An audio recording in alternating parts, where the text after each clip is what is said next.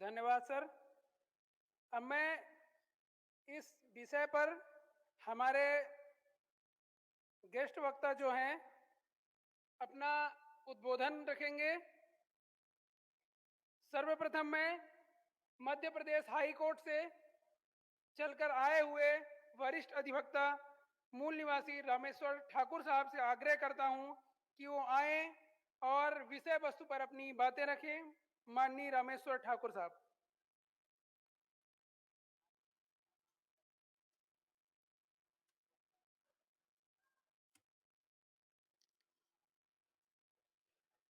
आज के इस छठवें सत्र में पधारे हुए हमारे समस्त मूल निवासी भाइयों एवं बहनों को सादर प्रणाम।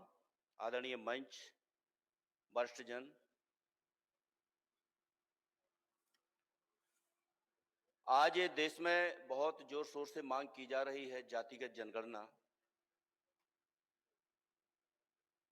सोशल मीडिया, विभिन्न आंदोलन और जो हमारे बुद्धिजीवी वर्ग हैं वो भी इसका क्षेत्रीय लेवल पर, राष्ट्रीय लेवल पर कई आयोजन कर रहे हैं और इस मूल्यवासी वर्ग को संगठित कर रहे हैं कि जातिगत जनगणना होना चाहिए।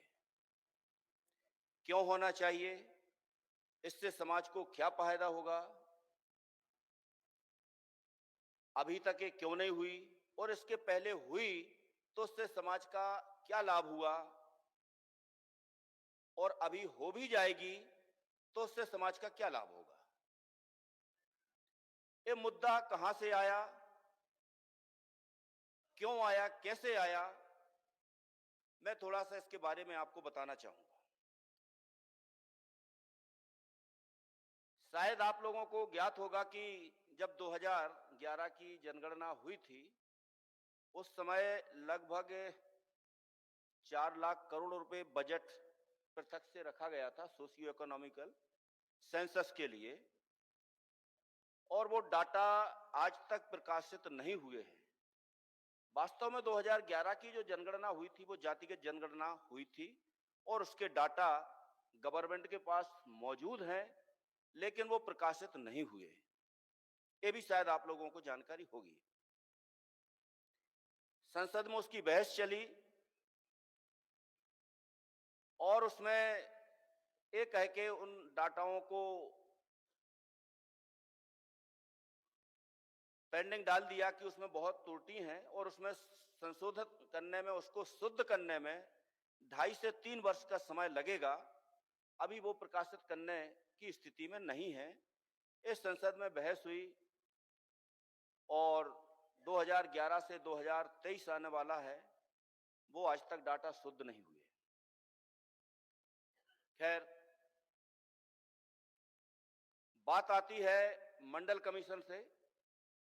मंडल कमीशन की जो रिपोर्ट सबमिट हुई थी और उसको 1990 में तत्कालीन प्रधानमंत्री के जो अलायंसेस थे, सबके प्रयास से वो देश में ओबीसी को शासकीय सेवाओं में और शिक्षा में 27% आरक्षण लागू किया गया और इसको तत्काल चैलेंज कर दिया गया सुप्रीम कोर्ट में, और उसके इंप्लीमेंटेशन को सुप्रीम कोर्ट ने स्टे भी कर दिया।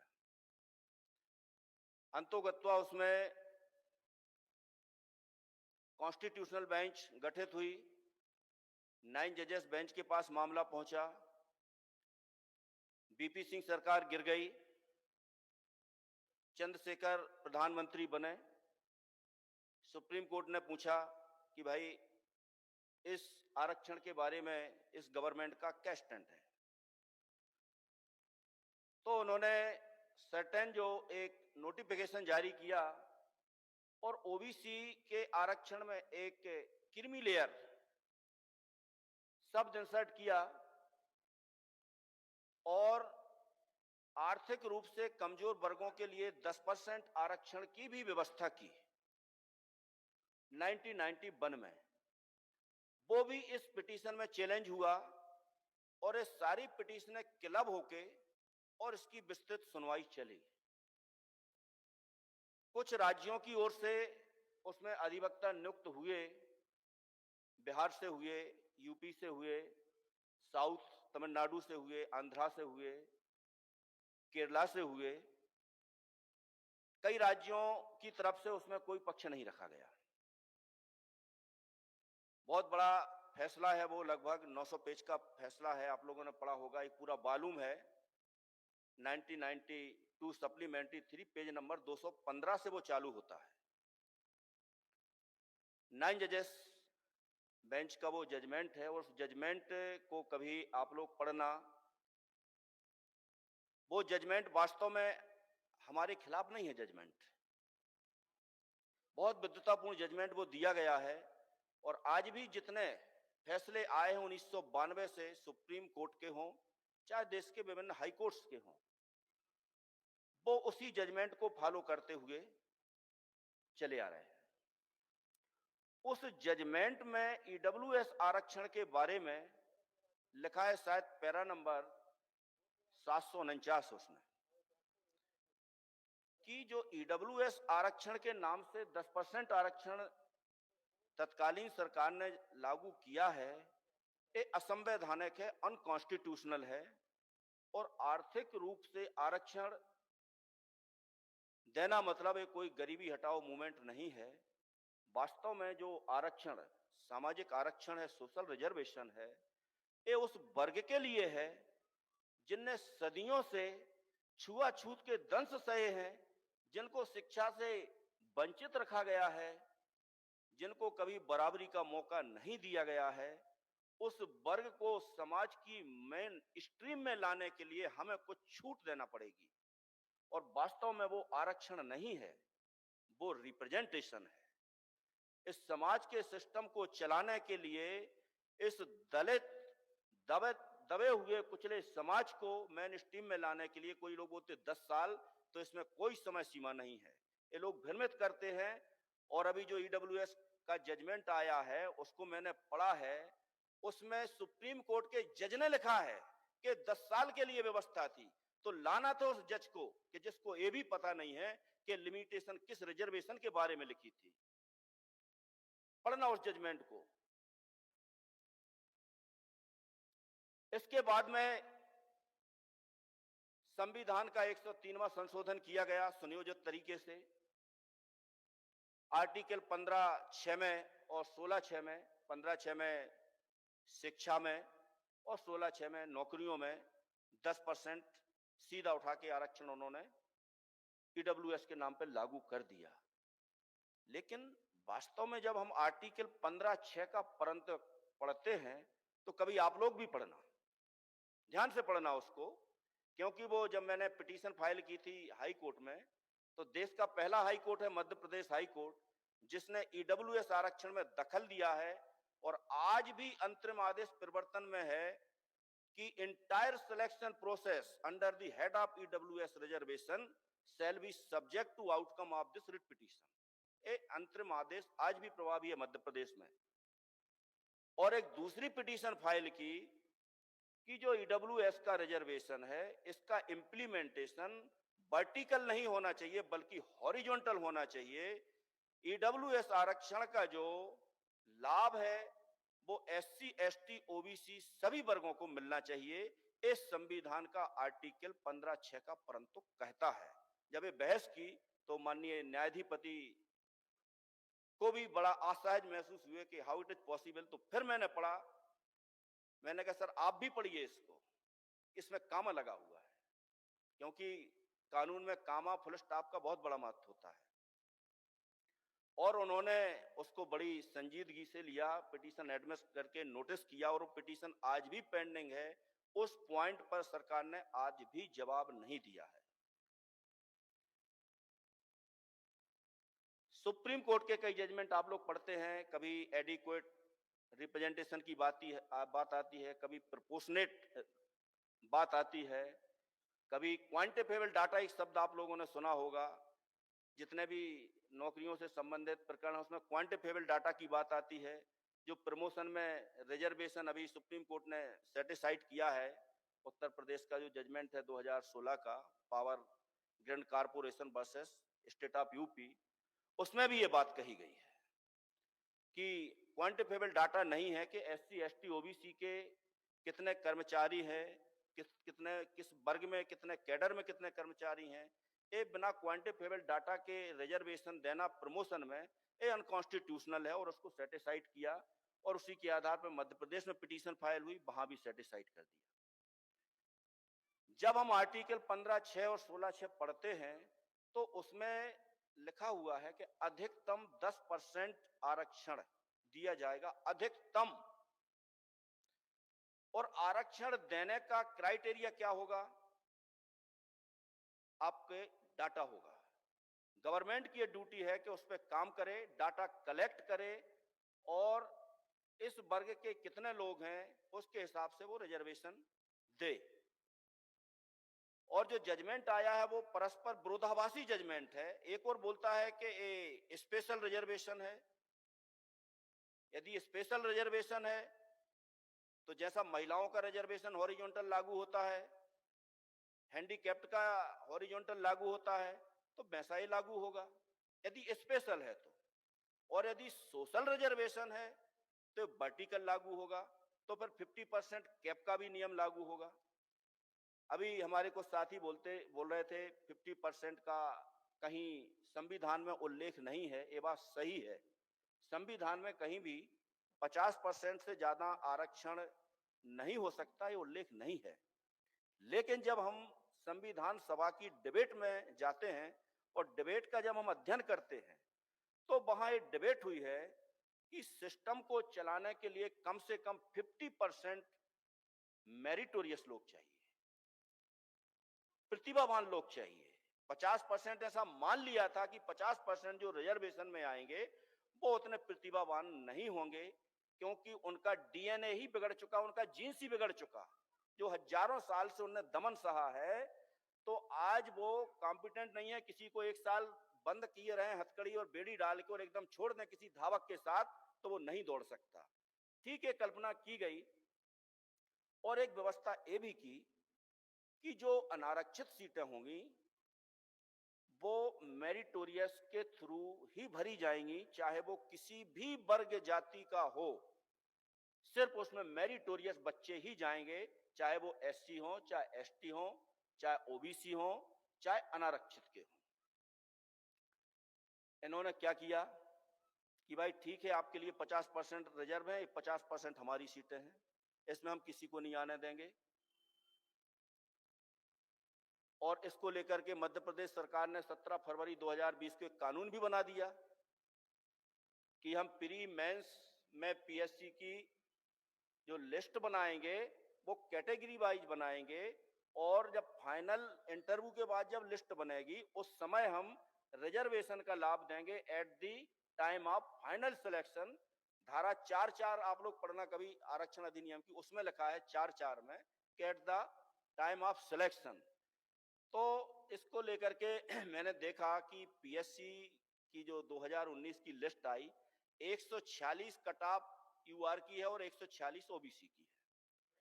कुछ बच्चे आए, कांटेक्ट किया, उसका अध्ययन किया और उसमें हमने पिटीशन फाइल की।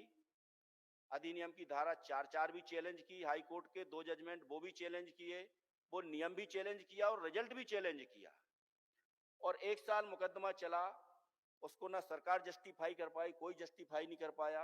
अंतोगत्वा ईमानदार जज थे, मनुवादी जज नहीं थे, उन्होंने 89 पेज का फैसला सुनाया और उन्होंने बोला कि ये जो कानून इन्होंने बनाया है ये अनकॉन्स्टिट्यूशनल है और इसको शून्य घोषित किया जाता है।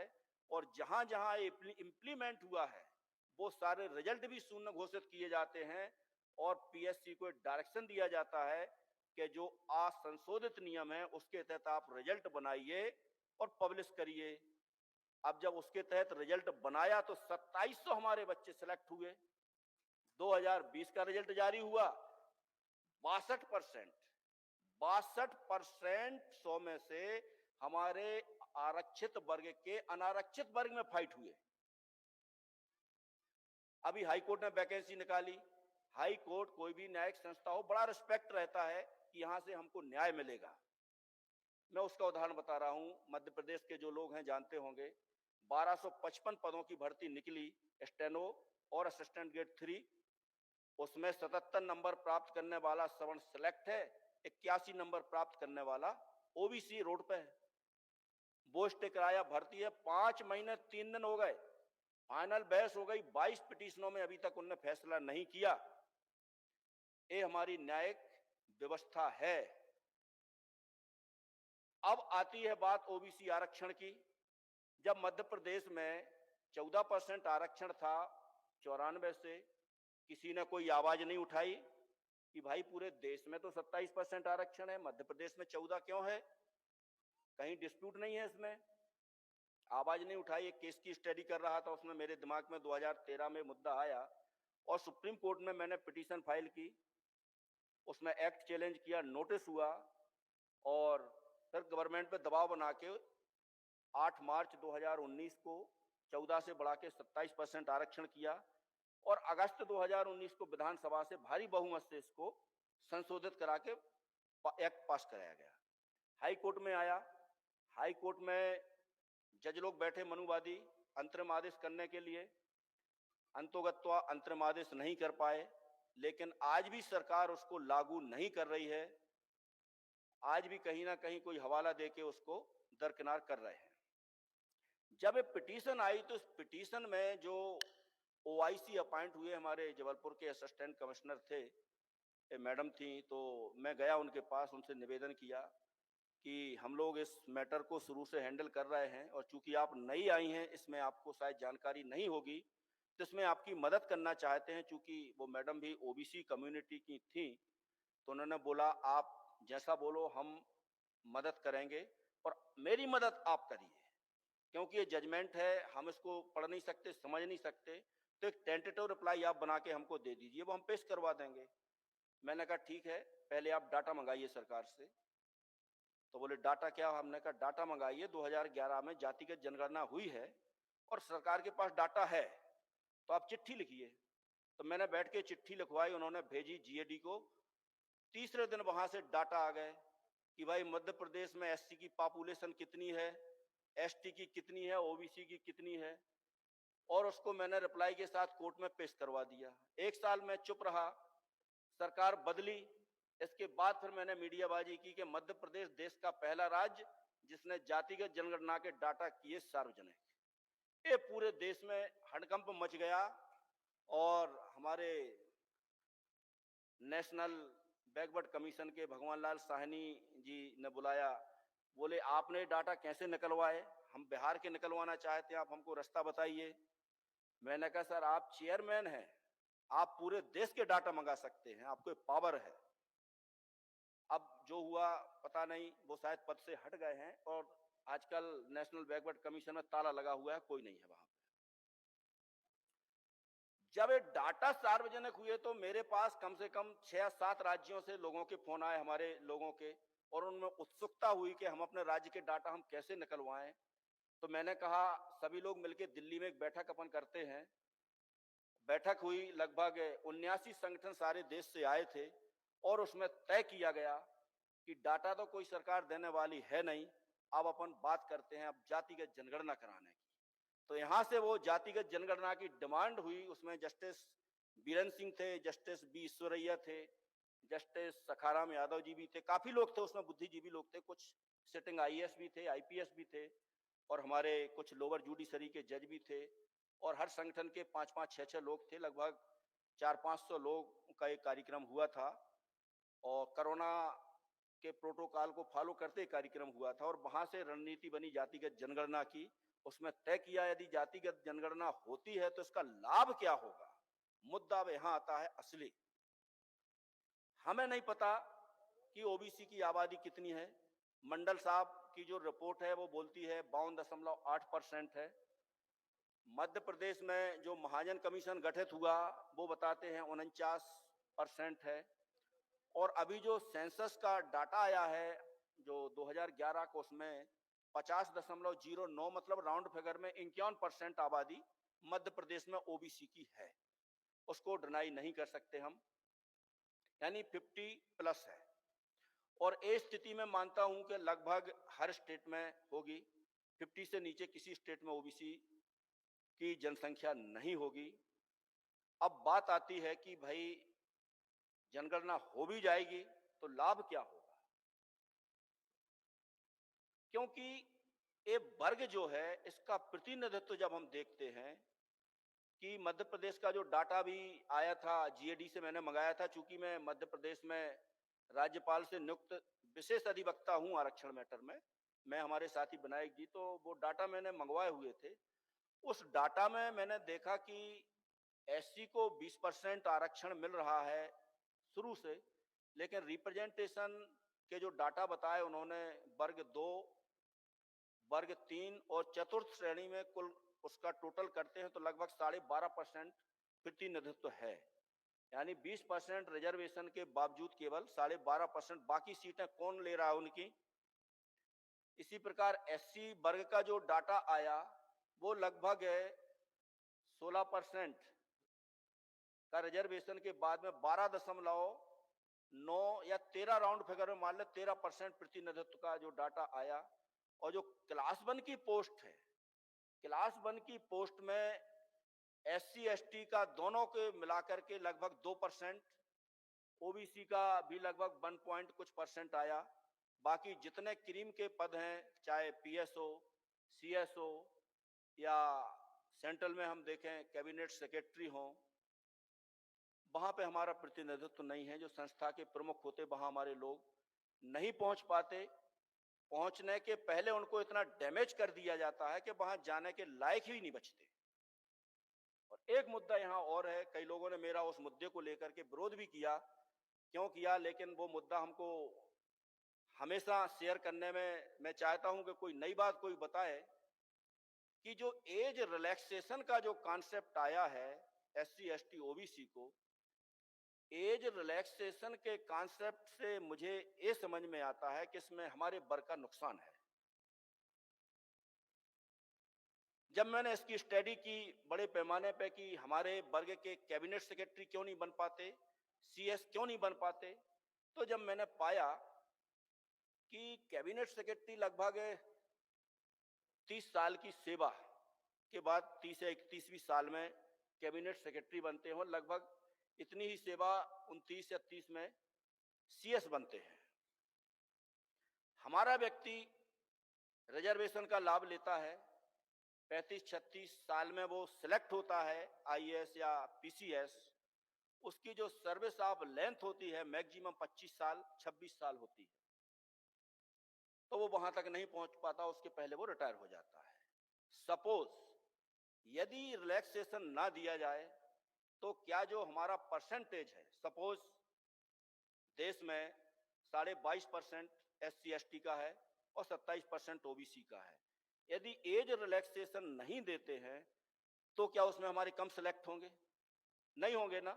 आदमी तो हमारे उतना ही जाएंगे ना, लेकिन वो यंग लोग जाएंगे, और जब यंग लोग जाएंगे तो वो पीएस भी बनेंगे, सीएस भी बनेंगे और कैबिनेट सेक्रेटरी भी बनेंगे।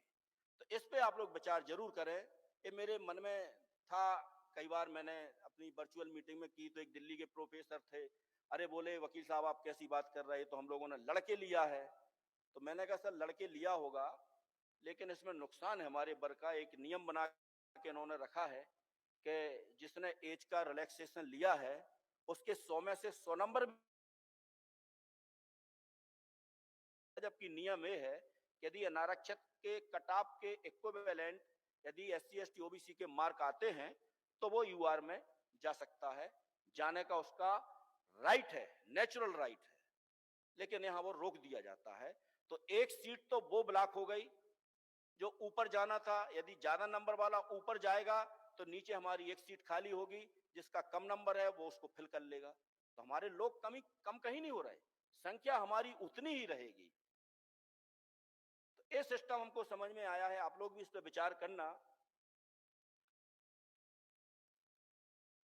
आज जो एलोकेशन हो रहा है पोस्टों का, खासकर हम देखते हैं विभाग वाइज, वहां मनुवादी लोगों को ज्यादा प्रेफरेंस दिया जाता है सिस्टम में।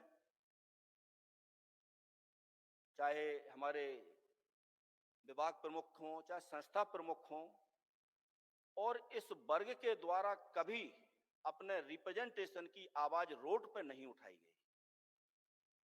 जिस दिन ये वर्ग, मैं डाटा आपको बता रहा हूं कि लगभग 85% के ऊपर हमारी आबादी है एससी एसटी ओबीसी को मिला के, और इस वर्ग का सिर्फ 2% व्यक्ति ही सड़क पे आके अपने अधिकार की मांग करने लगेगा, उस दिन हमको अधिकार मिलने लगेंगे।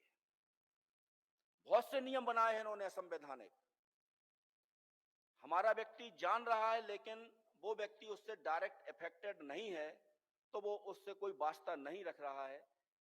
ये भी हमारे समाज की बड़ी बुराई है। हमारा लाभ उससे हो या ना हो, यदि वो हमारे समाज के विरोध में कोई नियम कानून है तो उसके खिलाफ हमको आवाज उठाना चाहिए और उसको चैलेंज करना चाहिए। आज जातिगत जनगणना को लेकर के सरकारें क्यों डर रही हैं? बहुत बड़े बड़े एडिटोरियल हमने अखबारों में पढ़े हैं, टाइम्स ऑफ इंडिया में, जनसत्ता में, नेशनल मीडिया में भी कई डिबेट्स आती हैं कि इससे नुकसान क्या होगा। नुकसान सबसे बड़ा इसमें ये होगा सरकार का कि जो मूर्ख बना के वोटें ले रहे हैं, उसमें हमारा समाज जाग जाएगा कि भाई हमारी आबादी इतनी है तो हिस्सेदारी भी हमारी इतने होना चाहिए, क्योंकि जो बाबा साहेब ने व्यवस्था दी है संविधान में एडिक्वेट रिप्रेजेंटेशन, लेकिन एडिक्वेट रिप्रेजेंटेशन कहीं संविधान में डिफाइन नहीं किया है। ये बड़ी रोचक तथ्य है। और एडिक्वेट रिप्रेजेंटेशन क्या होगा, अभी तक के सुप्रीम कोर्ट के किसी जजमेंट में भी इसको डिस्क्राइब नहीं किया है। जब आर्टिकल 15(4) और 16(4) की हम भाषा पढ़ते हैं तो उसमें लिखा है कि राज्य की इच्छा के ऊपर है कि इस वर्ग के अपलिफ्टमेंट के लिए, शिक्षा के लिए जो उचित समझे उतना रिप्रेजेंटेशन से संबंधित नियम बना सकता है। वहां एक राइडर लगाया सुप्रीम कोर्ट ने कि नियम बनाने के पहले आपको डाटा कलेक्ट करना पड़ेंगे, क्वांटिफिएबल डाटा कलेक्ट करना पड़ेंगे, और वो डाटा कलेक्ट करने का क्राइटेरिया क्या होगा, उसमें आपको 3 लेयर टेस्ट करना पड़ेंगे। जैसे मंडल साहब ने जब रिपोर्ट बनाई, वास्तव में बहुत मेहनत से वो रिपोर्ट बनी। जब उस रिपोर्ट को हम पढ़ते हैं कि उन्होंने उसके 11 क्राइटेरिया रखे हुए थे, और उन 11 क्राइटेरियों के आधार पर उन्होंने ओबीसी की जातियों को आइडेंटिफाई किया था।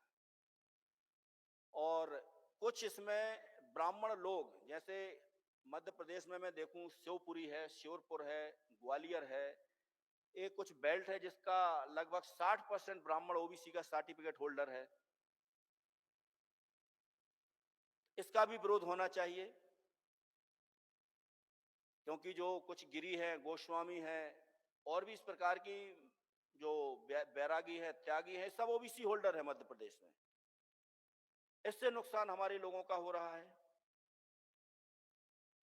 अब जब जातिगत डाटा आएंगे तो इसमें इस वर्ग के युवाओं द्वारा, प्रबुद्धजनों द्वारा उतने हिस्सेदारी की मांग के साथ साथ सारे संसाधनों में उतनी भागीदारी की मांग की जाएगी, और जो योजनाएं बनती हैं शासन की, उस योजनाओं में इस वर्ग के लिए उतने % बजट भी उनको एलोकेट करना पड़ेगा।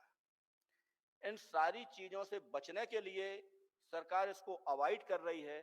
और फिर एक हमारा और हो सकता है ईगो जाग जाए कि जब हमारी आबादी इतनी है तो वो बोलते हैं कि वोट हमारा राज तुम्हारा, नहीं चलेगा, नहीं चलेगा। वो स्थिति भी बन सकती है कि जब हमारी इतनी हिस्सेदारी है, इतनी हमारी संख्या है, तो हम आपको वोट क्यों देंगे, हम अपने प्रतिनिधि को ही क्यों ना सिस्टम में भेजें।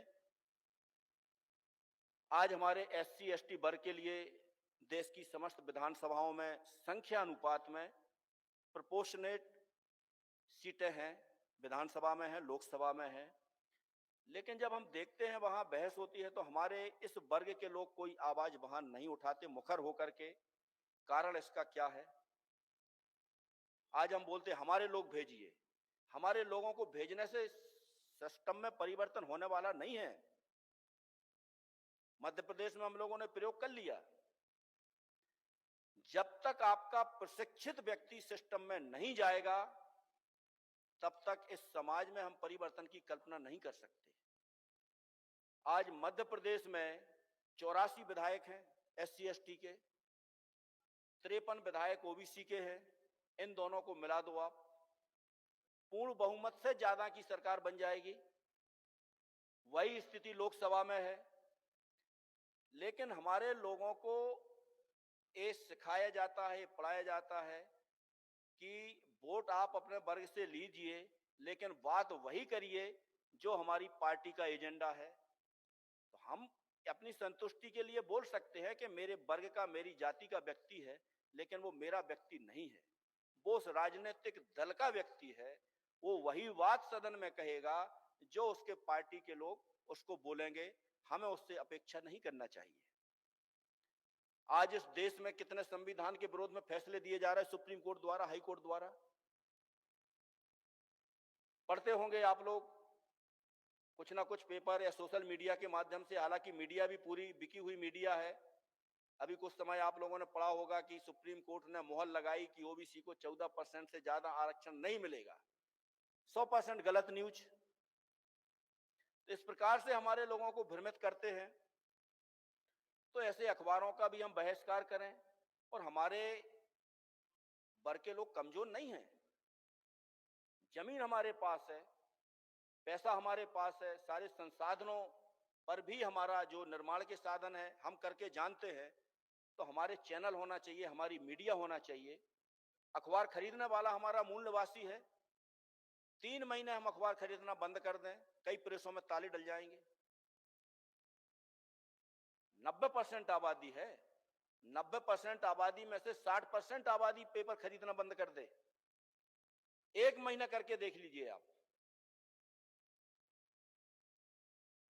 पूरा देश हमसे चल रहा है। जितने निर्माण कार्य से लेके जो भी देखिए हमारे मूल निवासियों का पार्टिसिपेशन है। मूल निवासियों की दम पे देश में निर्माण हुए हैं।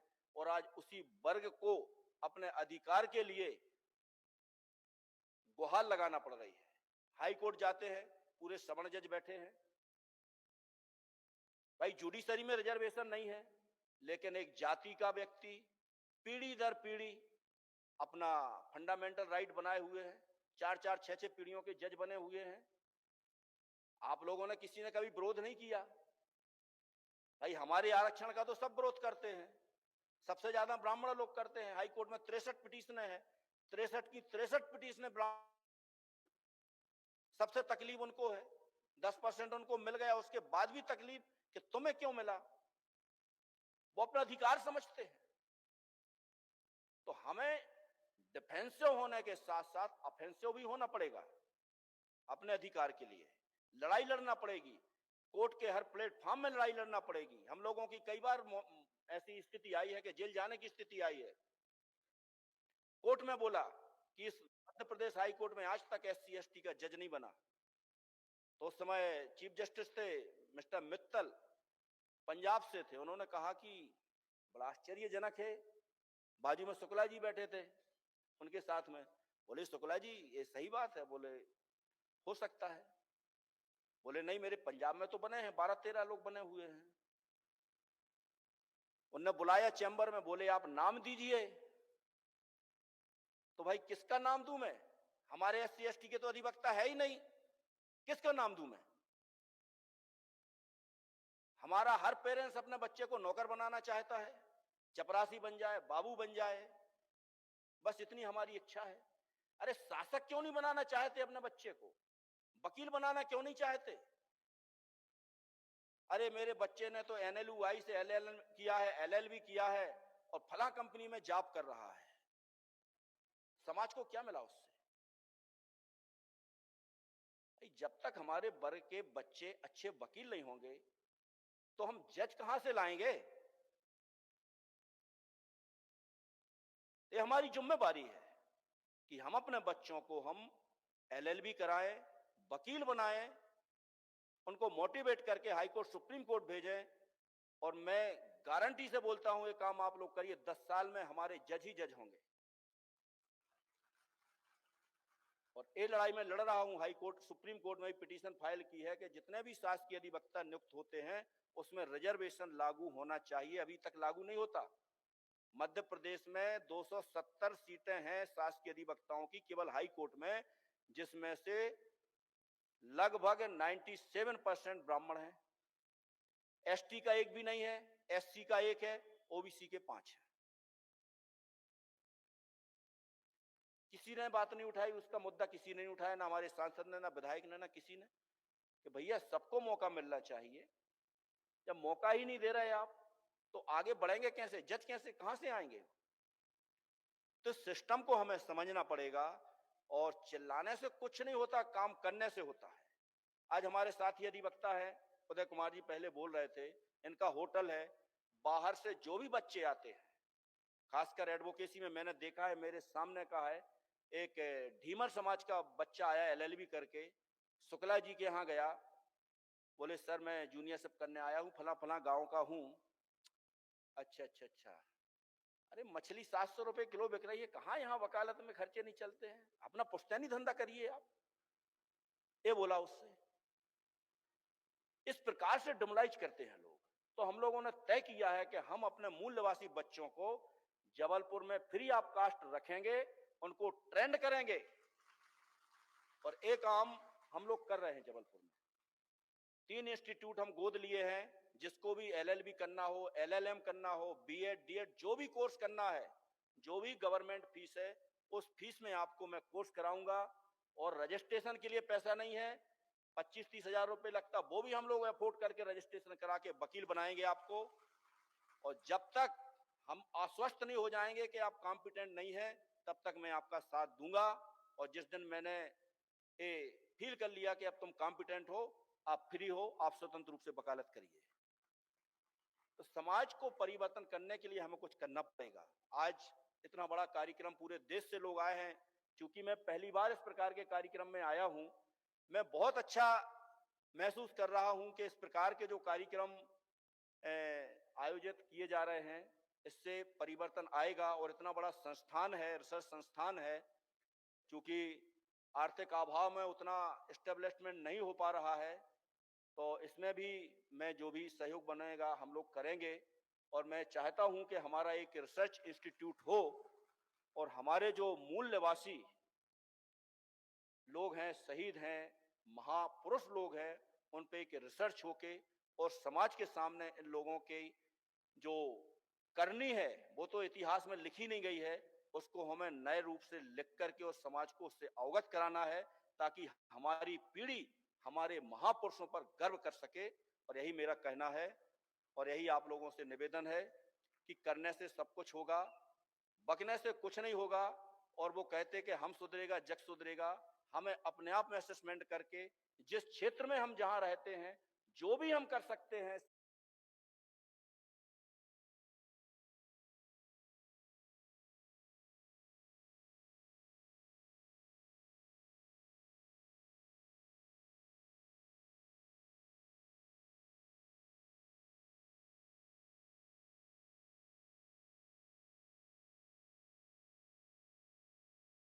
समाज के लिए वो हमें करना चाहिए। जरूरी नहीं है कि हम दिल्ली, नागपुर, मुंबई जाके कुछ करें, बिल्कुल जरूरत नहीं है, हम अपने क्षेत्र में काम करें।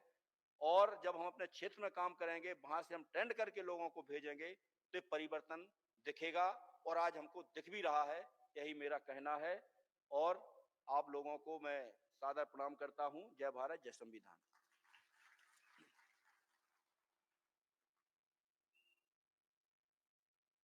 धन्यवाद सर।